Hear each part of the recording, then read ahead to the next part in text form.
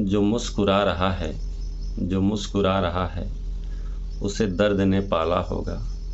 जो चल रहा है पाँव में उसके ही छाला होगा। बिना संघर्ष के कोई चमक नहीं सकता, बिना संघर्ष के कोई चमक नहीं सकता। जो जलेगा उसी के दिए में ही, उसी दिए में ही उजाला होगा।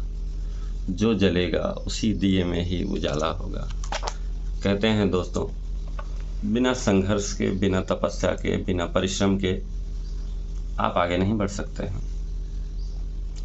और जब आप कठिन परिस्थितियों में हों तो आपको और भी धैर्य बनाने की ज़रूरत होती है। हमारी प्रकृति में आप लोगों ने देखा होगा, एक जानवर होता है हाथी। हाथी तो सबने देखा होगा। हाथी के अंदर गजब का धैर्य होता है। हम लोगों को हाथी से सीखना चाहिए कि क्या धैर्य होता है हाथी में। हाथी के सामने सबसे ज़्यादा हाथ जोड़ा जाता है। कहते नहीं, अगर कोई कहा कि गांव और शहर में अंतर क्या है, तो गांव में हम लोग हाथी के सामने हाथ जोड़ते हैं, हाथी को भी भगवान गणेश की संज्ञा देते हैं, और शहरों में गणेश जी को भी हाथी बोल देते हैं। यही अंतर होता है।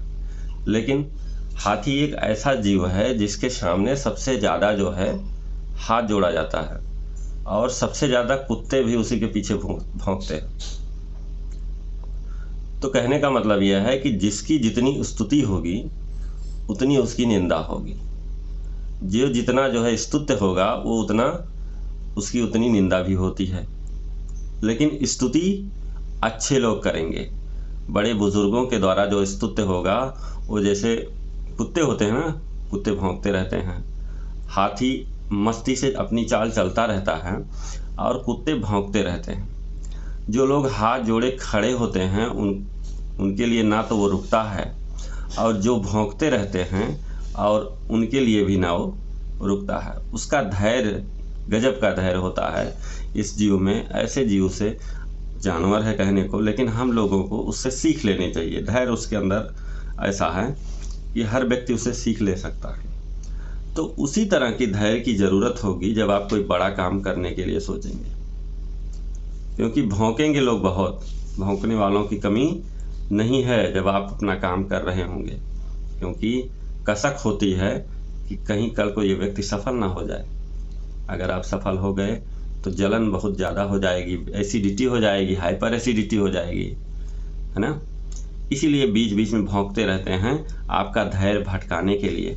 आप अपने लक्ष्य से भटक जाएं, इसलिए वो भौंकते रहते हैं। तो आपको भौंकने से कोई फ़र्क नहीं पड़ना चाहिए, ना ही आपकी जैसे कोई प्रशंसा कर रहा है उससे भी बहुत फ़र्क नहीं पड़ना चाहिए कि किसी ने प्रशंसा कर दिया तो बस आप रुक जाइए, उसी के पास बैठ जाइए अपने काम को भूल करके। बिल्कुल नहीं करना है। यही सी धैर्य की जो डिसिप्लिन है उसको बनाए रखते हुए आपको अपने लक्ष्य की तरफ आगे बढ़ते जाना है। क्योंकि जहाँ चाह वहीं राह। आपके अंदर जो बर्निंग डिजायर होनी चाहिए, ऐसी इच्छा जो आपके अंदर आग लगाई रहे, आपको सोने ना दे, आपको चैन से बैठने ना दे। आप कहीं बैठे हैं, खड़े हैं तो दिमाग में वही सारी चीज़ें चलती रहें, ये है बर्निंग डिजायर। आपको कहीं गए हैं तो ज़्यादा टाइम तक रुकने ना दे, ये है बर्निंग डिजायर। आपके अंदर धैर्य है, बर्निंग डिजायर है, तो आपको सफल होने से कोई नहीं रोक सकता। और ऐसी ही डिज़ायर अगर आप पाल के रखते हैं तो आप दिन प्रतिदिन आगे बढ़ते जाएंगे, आगे तरक्की करते जाएंगे। चाहे वो फील्ड आपकी कोई बिजनेस की हो, या चाहे वो फील्ड आपकी पढ़ाई से संबंधित हो, या आप नौकरी में भी धैर्य बना के अपना मेहनत से काम कर रहे हैं, तो नौकरी में भी प्रमोशन होता है लोगों का। ईमानदारी से धैर्यपूर्वक अगर आप आगे बढ़ते हैं तो आपको आगे बढ़ने से कोई रोक नहीं सकता है। बस हाथी जैसा धैर्य हो आपके पास।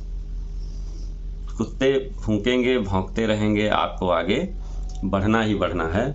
और अगर आप आगे बढ़ते रहें तो एक दिन जितने लोग आपके आगे पीछे जो परेशान हैं वो आपके गुलाम बन जाएंगे, आपका सानिध्य प्राप्त करने के लिए परेशान होंगे।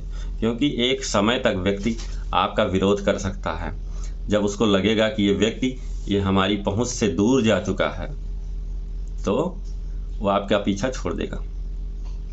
ठीक है, तो जिंदगी की असली उड़ान अभी बाकी है, जिंदगी की असली उड़ान अभी बाकी है, जिंदगी का असली इम्तहान अभी बाकी है।